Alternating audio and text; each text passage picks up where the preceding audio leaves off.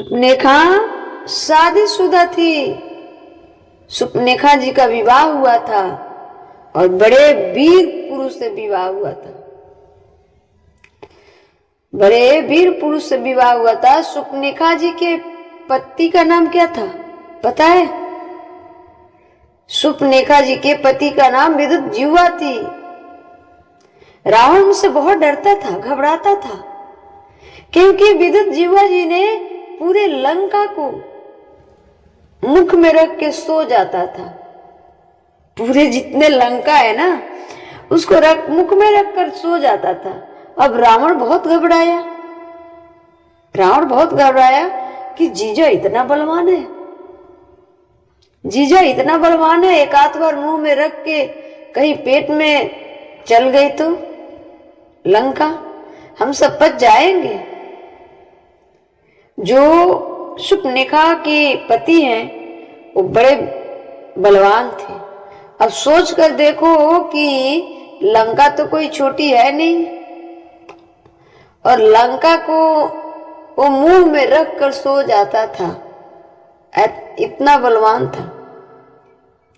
अब तो रावण को चुभने लगा ना।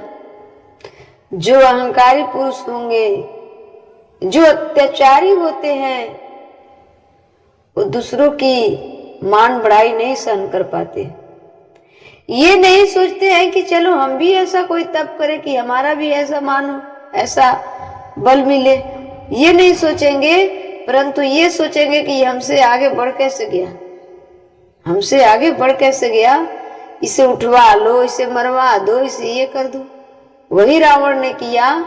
रावण ने सोचा कि अरे मेरे जीजा इतना बलवान है, एक आध बार मुंह तक रखे और कहीं पेट में चले गए तो लंका पच जाएंगे। रावण घबराया था अपने जीजा से। रावण घबराया था अपने जीजा से। सुपनेखा शादीशुदा थी और बड़े वीर पुरुष थे सुपनेखा के पति। तो रावण घबराया, अपने जीजा को मार डाला, अपने जीजा को मार डाला। तब सुपनेखा ने कहा, रावण मन में कहा, रावण मन, तूने मेरे पति को मारा है। सुपनेखा ने मन में प्रतिज्ञा कर ली कि तूने मेरे पति को मारा है। अब मैं तेरी लंका में तभी कदम रखूंगी जब तेरा विनाश निकट आ जाएगा। जैसे महारानी कैकेयी की दासी कौन है? मंथरा। मंथरा के पति के किसने मारा था? कैकेयी के पिता के आज्ञा से मारे गए मंत्रियों ने मारा। तो मंथरा प्रतिज्ञा कर ली कि आज तूने मेरे मांग की सिंदूर उजाड़ा है, हम तुम्हारे बेटी के मांग का सिंदूर भी उजाड़ेंगे और घर भी उजाड़ेंगे। शकुनी जो है, शकुनी धृतराष्ट्र की साला, गंधारी आंखों से अंधी नहीं थी और गंधारी जी का विवाह धृतराष्ट्र राजी मंदी से नहीं हुई। पितामह भीष्म ने उसे उठाकर लाया था और अपने से विवाह करने के लाया, और अपने तो ब्रह्मचर्य है और ब्रह्मचर्य का व्रत ले रखा था, और विवाह किससे कराया? धृतराष्ट्र जिसके दोनों नैन नहीं थे, दोनों आंख नहीं, जो दोनों आंख के अंधे हैं। और जो गंधारी थी बड़े सुंदर थी, परंतु गरीब की बेटी थी, गरीब की बेटी थी। डर से शादी कर ली। भीष्म पितामह ने धमकाया, डराया और डरवा कर गंधारी जी का विवाह धृतराष्ट्र करा दिया। तो गंधारी इसलिए आंखों पे पट्टी बांध ली कि हमें कोई ये न कहे कि तुम्हारा पति अंधा है, इसलिए बांध ली। तो शकुनी ने उसी समय प्रतिज्ञा किया कि आज मेरी बहन दोनों आंख रहते हुए आंखों पे पट्टी बांधी है, धृतराष्ट्र याद रखना, हम तुम्हारे कुल का विनाश हम ही करेंगे, हम ही करेंगे। तो ये सब दहेज के लोग हैं। दहेज के लोग जो होते हैं ना, वो बड़े खतरनाक होते हैं। उसी प्रकार रावण ने जब शूर्पणखा के पति का वध किया तो शूर्पणखा ने मन में संकल्प कर लिया कि मैं लंका में तभी कदम रखूंगी जब तेरा विनाश निकट आ जाएगा। इसलिए शूर्पणखा लंका में नहीं रहती, वो दंडकारणी में रहती है, इधर उधर घूमती भ्रमण करते रहती थी। इसलिए राम जी को देखकर क्या कह रही है शूर्पणखा? राम जी को देखकर शूर्पणखा समझ गई कि अब विनाश निश्चित है।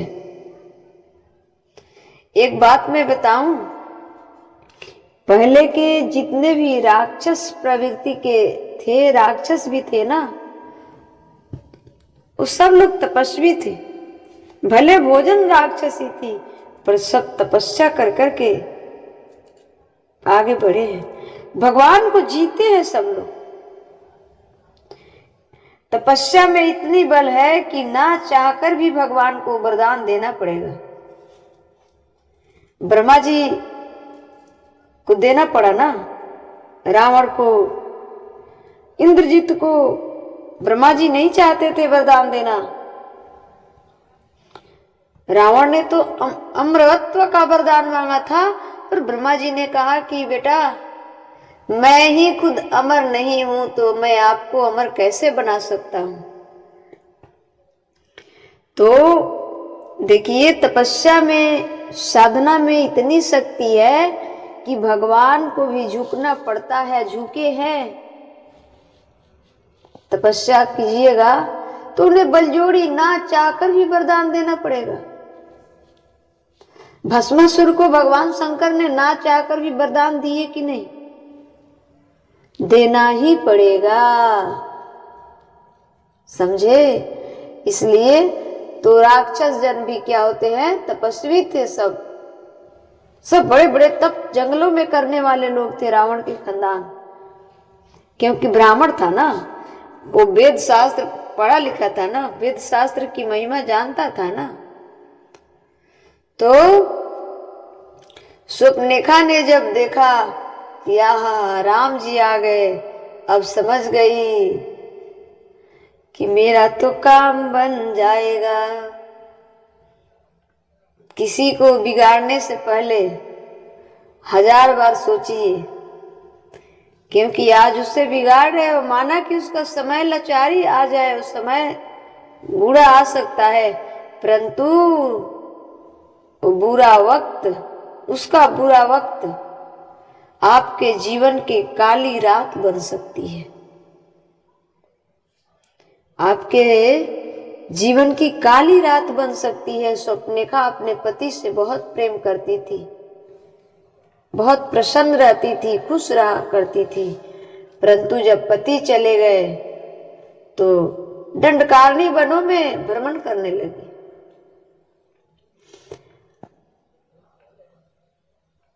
जब देखी कि राम लक्ष्मण सीता जी आ रहे हैं,